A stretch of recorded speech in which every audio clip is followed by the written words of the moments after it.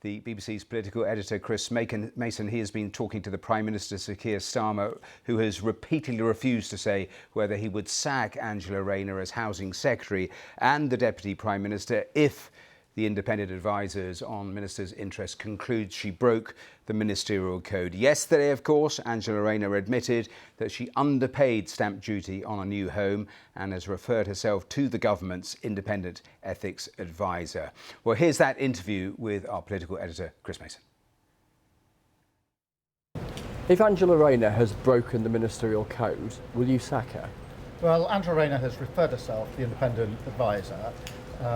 My experience is he will be comprehensive in the report that he gives me. He'll be quick. He will be quick, and that's what I'm expecting. And so I want to let that process take its course. I did strengthen that process, so she's done the right thing, referred to the independent adviser, and now he will do his work and report back to me. Sure, but there's a principle here, whether or not in that instance you would have a minister in your government who had broken the ministerial code. Were that to be the conclusion? Well, as I say, the right thing is to refer herself to the independent adviser. He has a reputation for being comprehensive and being quick, and that's what I'm expecting in this next day case. or so? Well, I can't say, but I think he will be quick. I mean, that's usually how he operates, and I think that would be a good thing in this particular case. Obviously, I will look very carefully, as you'd expect, to whatever report he puts in front of me. Aren't you equivocating here? You're sounding like Boris Johnson used to do. You can't answer the direct question of whether a minister who had broken the ministerial code, if that's the case, would be sacked. Well, let me point out the key differences. Firstly, I strengthened the code and the role of the independent adviser. Secondly, I insist that if there's any issue, any minister refers themselves to the process that I have enhanced. What about thirdly, that if there's a conclusion of a breach, that you sack the person? Well, all I'm saying is he's doing his job now, and I need to let him finish that job. But this is a million miles away from where we were under Boris Johnson, where there was simply no accountability. Could you not just explicitly say, if a minister has broken the ministerial code, they'll be sacked? Well, and you're not saying that. What I'm saying is there's a clear procedure. I strengthened that procedure. It is now taking place. I am expecting a result pretty quickly. I do want it to be comprehensive, as you'd expect. Yeah. And then, of course, I will act on whatever the report is that's put in front of me. Irrespective of the ethics advisor's conclusions, is it tenable for a housing secretary caught in a housing tangle to carry on as housing secretary? Well, that's a political judgment. I do think in the end we need to establish the facts, which the independent advisor will do, and come to a conclusion. Angela Rayner took advice when she was doing the conveyancing. She's subsequently taken other advice. She's then referred herself to the independent advisor. That's the way the process should work. That's the right thing to do. I don't think it'll take long now for that bit of the process to conclude. And then of course it does fall to me. I completely accept that, to make a decision based on what I see in that report. Did you know on Monday afternoon, when you were publicly defending Angela Rayner, that she had sought additional legal advice which came to a different conclusion, that she ought to pay more tax? Well, I'm very happy to deal with that. What I knew was that she'd taken advice at the time of the conveyance. I knew she was taking further advice. That further advice arrived Wednesday morning, and Angela Rayner then referred herself to the independent adviser. So I knew that she was taking advice. I think there was some further information that was needed. That advice then came through on Wednesday morning, and Angela Rayner referred herself straight away to the independent adviser. That is actually how the system should work. Just to be absolutely clear, when did you first become aware of the conclusions of the second bit of advice?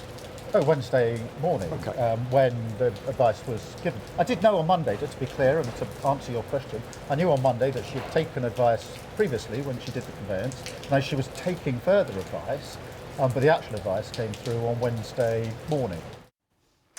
Well, that was Keir Starmer talking to Chris Mason. Let's go straight to Westminster. Helen Catt is there for us. And Helen, the difficulties for the Prime Minister on full display there.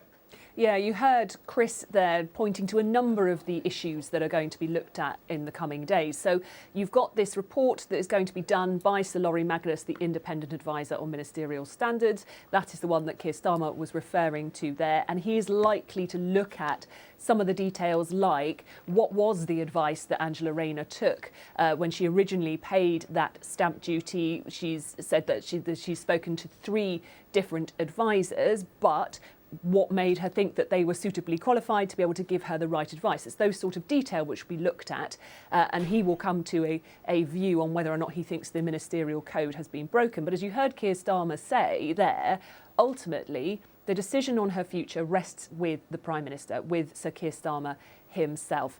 And that takes into account not just those specific details of whether or not the code has been broken, but that issue of whether her position is politically tenable that you heard Chris point to there. You know, is it going to be seen as politically tenable for a housing secretary who has not paid enough tax on a house that she bought to stay in her post? So those are the sort of complications there. There is a bit of a further complication because this is Angela Rayner and not any other cabinet minister, and that is because she is the deputy leader of the Labour Party, which is a post that is elected by the members of the Labour Party. So she has a bit of a mandate of her own. Therefore, to sack her from government is arguably politically trickier for Sir Keir to do than it would be for perhaps, say, another cabinet minister. Just briefly on this question, there are a number of scenarios and they all depend on the exact wording that the ethics advisor chooses to come to his conclusions on, because there are nuances here, but it'll be the wording that is absolutely critical of which way Keir Starmer goes. Yes, he has said that he will act on what the advisor says, but that doesn't really set a definitive course of action, and it will be up to what Sir Laurie says and the words that he chooses, you're right, as to whether he says that the ministerial code has been breached or broken, or whether he comes up with some other sort of formulation. But it is important as well to point out on that issue of political tenability that we have seen before ministers who may not have completely broken the ministerial code still have to step down because it wasn't felt that it was tenable for them to stay.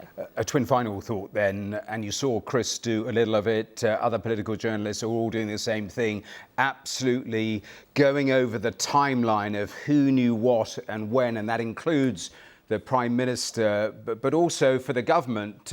This is really not where they want to be, because they came back, first day back after the recess was Monday. It was supposed to be a reset. And of course, you look at the newspapers and every single one dominated by this headline.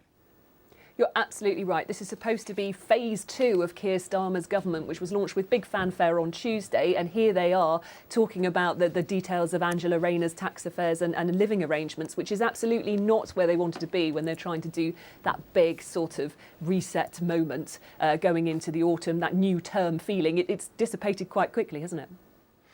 Helen, we have to leave it there, but thanks very much. Helen Catt, our political correspondent there at Westminster.